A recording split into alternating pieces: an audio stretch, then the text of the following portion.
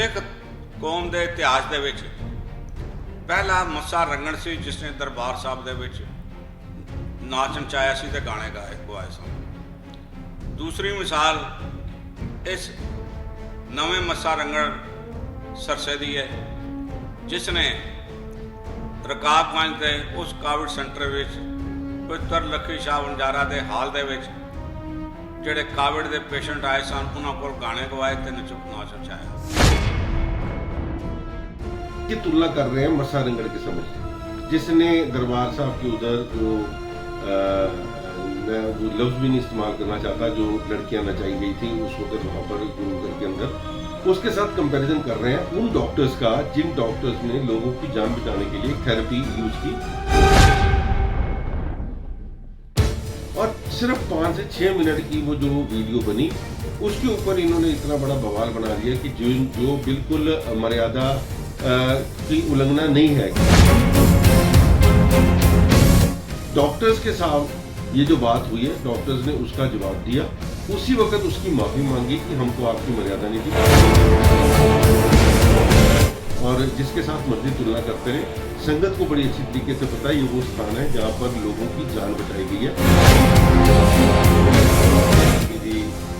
रोज प्रदर्शन करना उन्होंने गुरुद्वारा साहब के ऑफिस के बाहर और प्रोटेस्ट किया जाके गुरुद्वारा साहब की बिल्डिंग के जिथे मर्यादा का तजिया उड़ाई है आज सरदार परमजीत सिंह सरना और उन्होंने टीम ने और जिसे साबका जथेदार भाई रंजीत सिंह जी।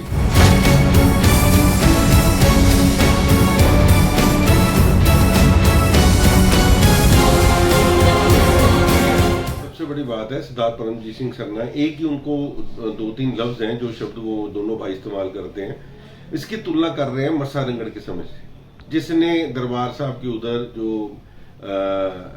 मैं वो लफ्ज़ भी नहीं इस्तेमाल करना चाहता, जो लड़कियां नचाई गई थी उस वक्त वहाँ पर गुरुघर के अंदर, उसके साथ कंपैरिजन कर रहे हैं उन डॉक्टर्स का जिन डॉक्टर्स ने लोगों की जान बचाने के लिए थेरेपी यूज की और सिर्फ 5 से 6 मिनट की वो जो वीडियो बनी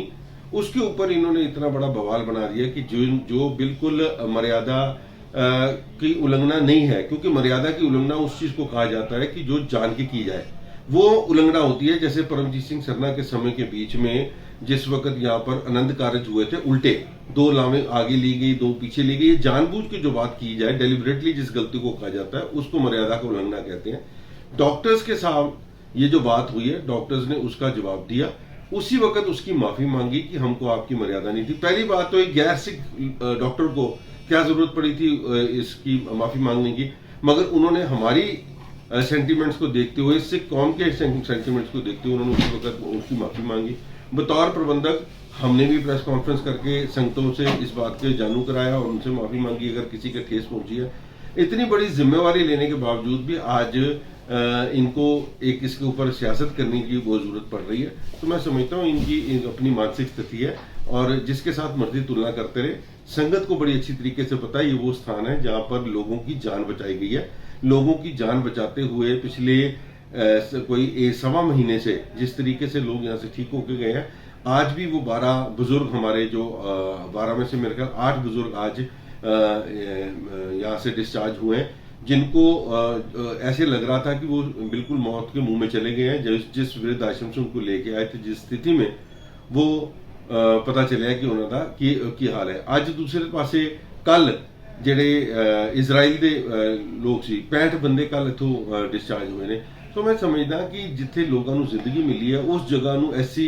ਗੰਦੇ ਲਫ਼ਜ਼ਾਂ ਦੇ ਨਾਲ ਕੰਪੇਅਰ ਕਰਨਾ ਇਹ ਸਰਨਾ ਭਰਾਵਾਂ ਦੀ ਜਿਹੜੀ ਮਾਨਸਿਕ ਸਥਿਤੀ ਹੈ ਉਹ ਲੋਕਾਂ को ਦਰਸਾਤੀ ਹੈ। ਕੱਲ ਜਿਹੜੇ ਇੱਥੇ ਤਕਰੀਬਨ 94 ਲੋਕ ਹੈਗੇ ਸੀ, ਜਿਹਦੇ ਵਿੱਚੋਂ 65 ਬੰਦੇ ਕੱਲ ਡਿਸਚਾਰਜ ਹੋਏ ਨੇ, 8 ਅੱਜ ਡਿਸਚਾਰਜ ਹੋਏ ਨੇ। सो मैं समझदा कि 94 चो 73 बच्चे बंदे चले गए ने, कोई 20-21 के आसपास होंगे, एग्जैक्ट फिगर मेरे को हले नहीं आई,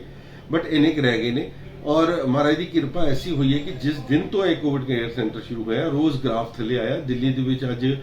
करोना खत्म होने के कागार ते है। टोटल